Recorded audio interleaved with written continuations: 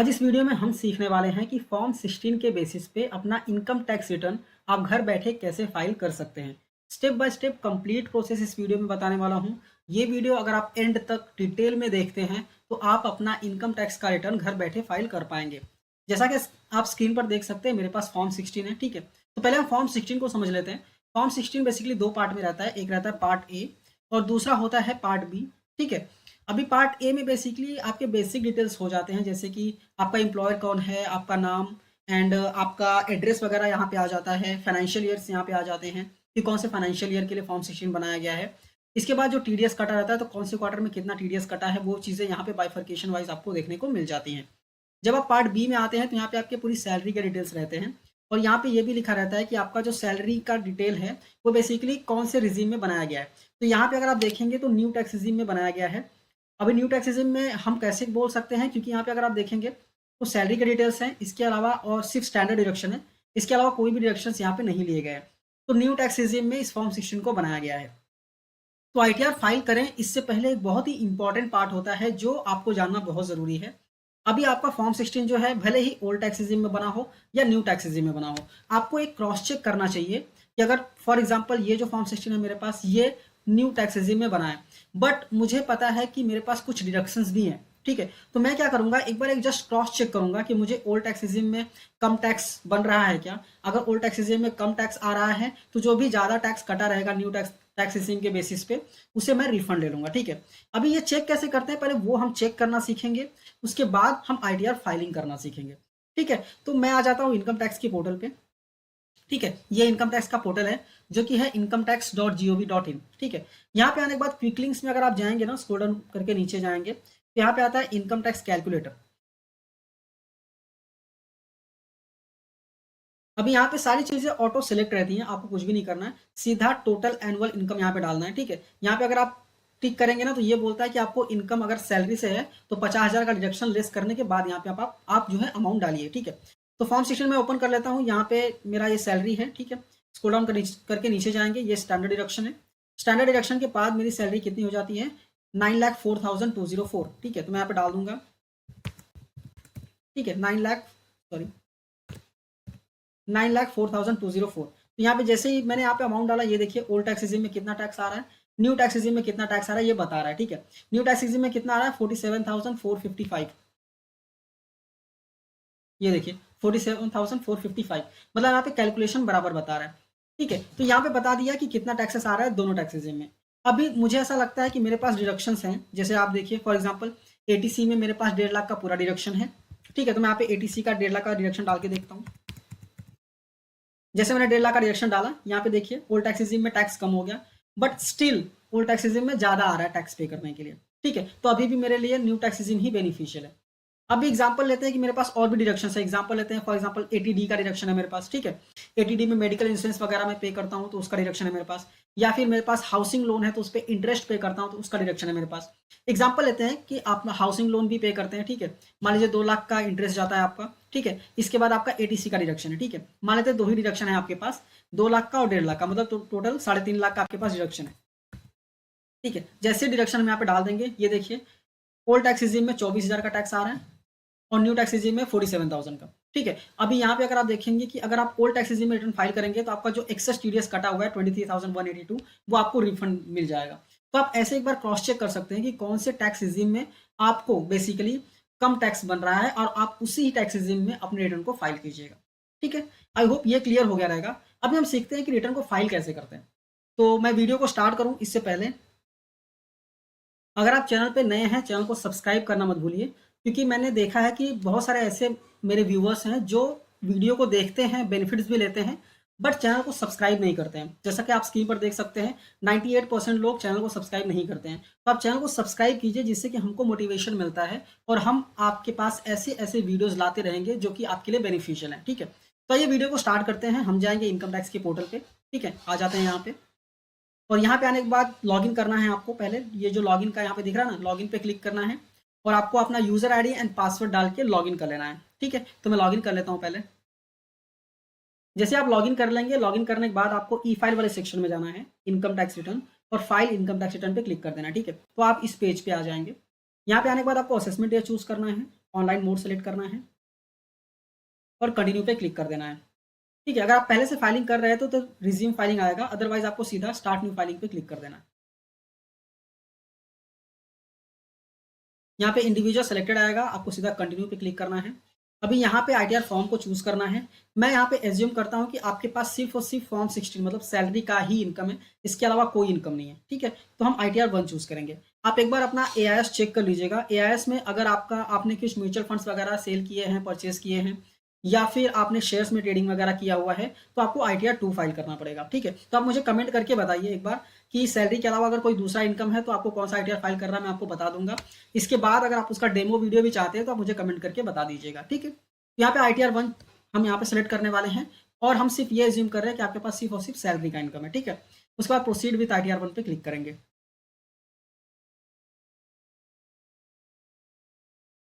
Let get started पे click करना है। फर्स्ट वाला option taxable income is more than basic exemption limit select करना है और कंटिन्यू पे क्लिक कर देना है। ठीक है, जैसे ही क्लिक करेंगे यहाँ पे आपका फॉर्म जो है ओपन हो जाता है, इसको ओके करना है। ओके करने के बाद यहाँ पे सारी बेसिक डिटेल्स आपको यहाँ पे फिल करनी होंगी। ठीक है, अगर आपका टीडीएस कटा हुआ है, ठीक है, तो आपका टीडीएस टैक्सेस पेड में यहाँ पे देखने को मिल जाएगा।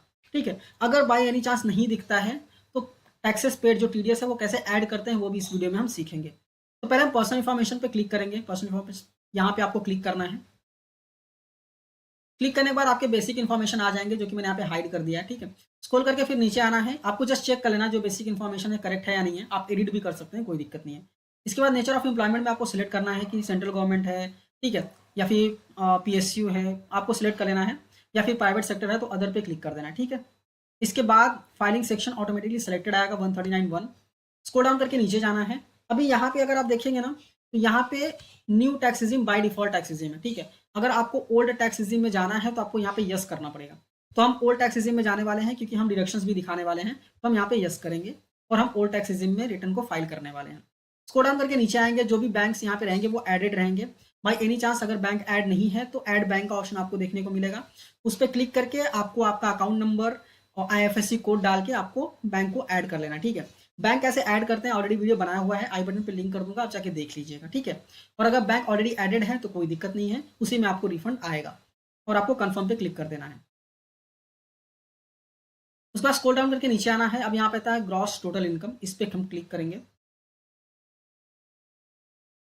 क्लिक करने के बाद यहाँ पे ये सारी चीजें आती हैं, इसको सीधा स्किप द क्वेश्चन करके स्किप कर देना है और यस करना है यहाँ पे। अब यहाँ पे हम सैलरी के डिटेल्स डालेंगे। ठीक है, तो यहाँ एडिट पे आपको क्लिक करना है। ठीक है, जनरली क्या रहता है ना, जिसका टीडीएस कटता है उनके सारे बेसिक डिटेल ना ऑटोमेटिकली फिल रहते हैं।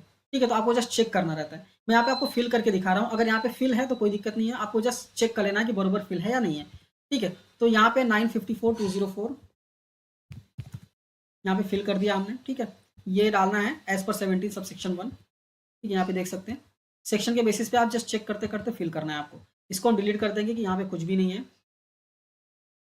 फिर हम यहाँ पे देखेंगे तो कुछ भी नहीं है, सीधा स्टैंडर्ड डिडक्शन है 50,000 का। तो यहाँ पे कुछ भी एग्जाम्शंस वगैरह नहीं डालने वाले हम, यस करेंगे। ठीक है, प्रोफेशन टैक्स यहाँ पे 50,000 आ गया, प्रोफेशन टैक्स फॉर्म 16 में नहीं है तो यहाँ पे हम नहीं डालेंगे और सीधा सेव पे क्लिक करेंगे।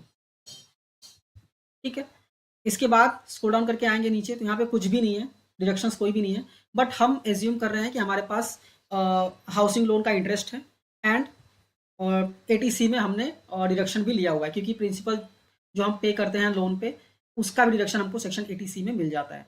ठीक है, तो हम यहाँ पे आएंगे, वापस से हाउसिंग प्रॉपर्टी पे क्लिक करेंगे, ऐड एडिट पे क्लिक करेंगे।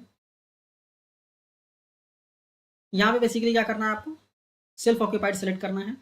ठीक है, क्योंकि आप खुद ऑक्यूपाई कर रहे हैं और आपने लोन लिया हुआ है। यहाँ पे 2 लाख का जो इंटरेस्ट रहेगा वो आप यहाँ पे डाल दीजिएगा, जितना भी अमाउंट आपका इंटरेस्ट है वो आपको यहाँ पे डाल देना है। मैक्सिमम 2 लाख का आपको डिडक्शन यहाँ पे मिलता है। ठीक है, ऐड पे क्लिक कर देना है।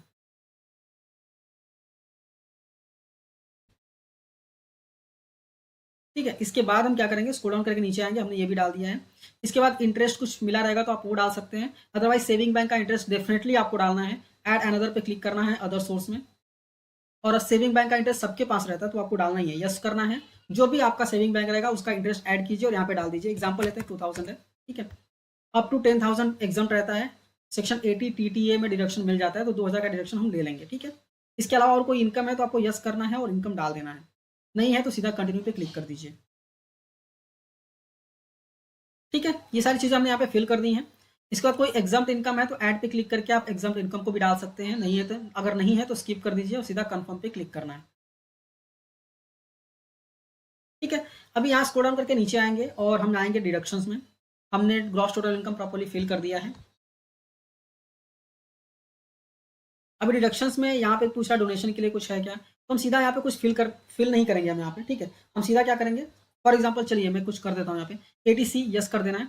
एटीसी में 1.5 लाख का पूरा डिडक्शन है आपके पास। ठीक है, तो वो आपको यहाँ पे डाल देना है। एटीसी में क्या क्या चीज़ें आती हैं तो मैं ऊपर ऊपर से बता देता हूँ आपको। आपका एलआईसी आता है, प्रोविडेंट फंड आता है, ईएलएसएस में अगर आपने इन्वेस्टमेंट्स किया है तो वो आता है। ठीक है, फिर 5 ईयर्स की एफडी आती है, 5 साल की जो एफडी होती है वो आती है। उसके उसके बाद सुकन्या समृद्धि में कुछ इन्वेस्टमेंट्स किया आपने तो वो भी आ जाता है। और और भी बहुत सारी चीज़ें हैं जो आप देख सकते हैं। ठीक है, ट्यूशन फीस अगर आप पे करते हैं तो वो भी यहाँ पे आ जाता है, बच्चों के लिए ट्यूशन फीस पे करते हैं वो भी यहाँ पे आ जाता है। सेक्शन 80D में 5,000 तक का डिडक्शन आपको मिल जाता है। ठीक है, बिना किसी प्रूफ के, तो वो भी आप ले सकते हैं, कोई दिक्कत नहीं है। ठीक है, फिर 80TT है जो मैंने आपको बताया सेविंग बैंक का इंटरेस्ट, उसका भी डिडक्शन हमको मिल जाता है। जो 2,000 हमने लिया ना वो इसका डिडक्शन हम यहाँ पे ले लेंगे।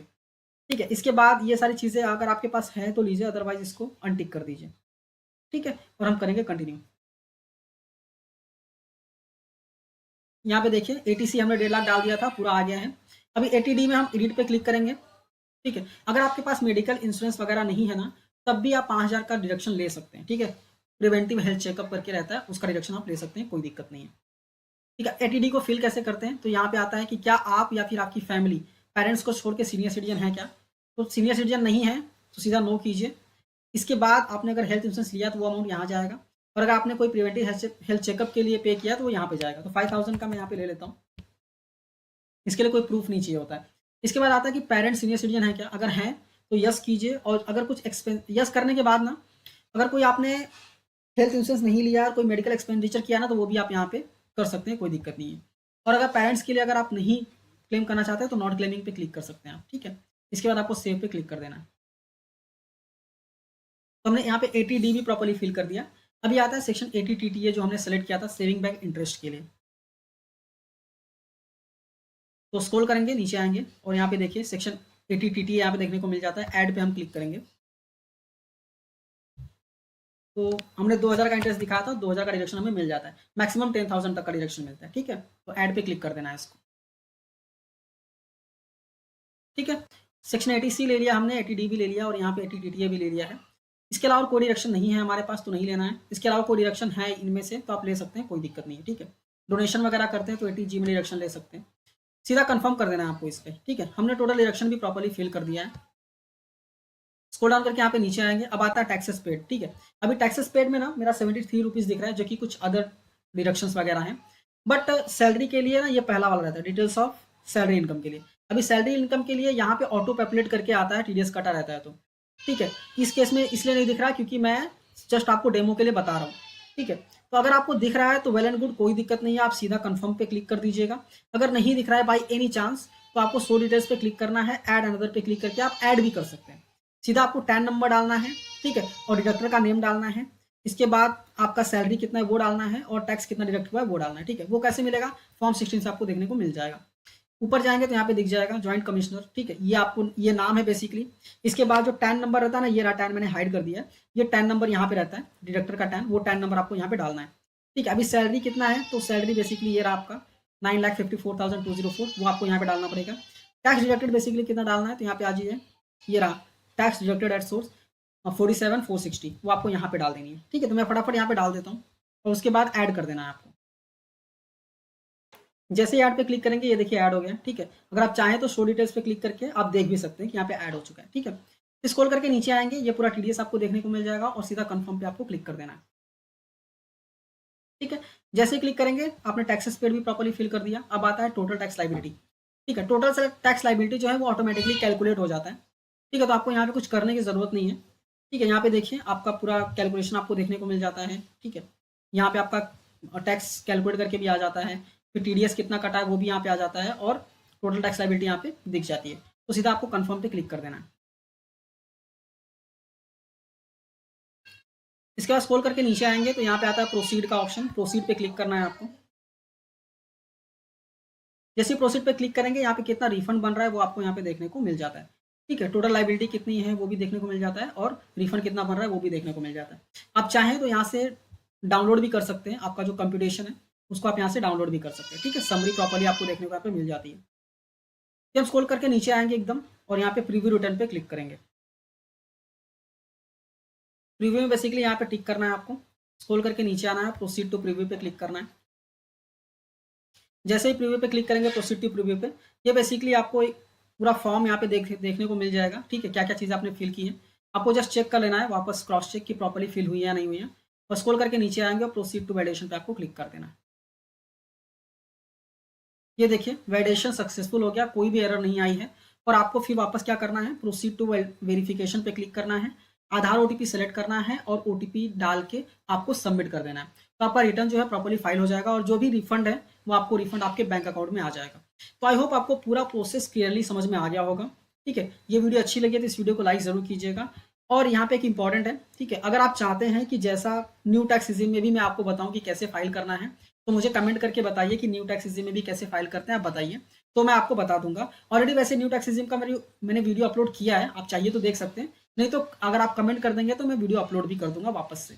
ठीक है, ये वीडियो अच्छी लगी तो इस वीडियो को लाइक ज़रूर कीजिएगा और अपने दोस्तों के साथ भी शेयर ज़रूर कीजिएगा। ठीक है, और वन मोर अनाउंसमेंट, हम म्यूचुअल फंड इन्वेस्टमेंट्स की सर्विसेज भी प्रोवाइड करते हैं। तो अगर आप म्यूचुअल फंड में इन्वेस्टमेंट्स करना चाहते हैं या फिर इंटरेस्टेड है म्यूचुअल फंड में इन्वेस्टमेंट्स करने के लिए बट आपको नहीं पता कि म्यूचुअल फंड्स क्या होता है, तो आप हमसे कॉन्टैक्ट कर सकते हैं। ठीक है, मैं नंबर दे दूंगा कमेंट सेक्शन में, सो दैट आप कॉल कर सकते हैं या फिर आप कमेंट कर सकते हैं कि आपको म्यूचुअल फंड में इन्वेस्टमेंट्स करना है, तो मैं आपको नंबर शेयर कर दूंगा। ठीक है, हम आपको एक्सप्लेन करेंगे म्यूचुअल फंड्स के बारे में कि म्यूचुअल फंड्स क्या होता है और म्यूचुअल फंड्स वर्क कैसे करता है। ठीक है, उसके बाद कौन से फंड्स आपके लिए सही हैं वो हम सजेस्ट भी करते हैं आपको। इसके बाद हम आपका इन्वेस्टमेंट्स करवा के भी देते हैं, आपको एप्लीकेशन भी प्रोवाइड करते हैं जिससे कि आप अपने इन्वेस्टमेंट्स को ट्रैक कर सकें। ठीक है, तो ये वीडियो अच्छी लगी है तो इस वीडियो को लाइक कीजिए और इन्वेस्टमेंट्स करना चाहते हैं तो कॉन्टैक्ट करना मत भूलिएगा। ठीक है, मिलते हैं नेक्स्ट वीडियो में। Thank you for watching and all the best.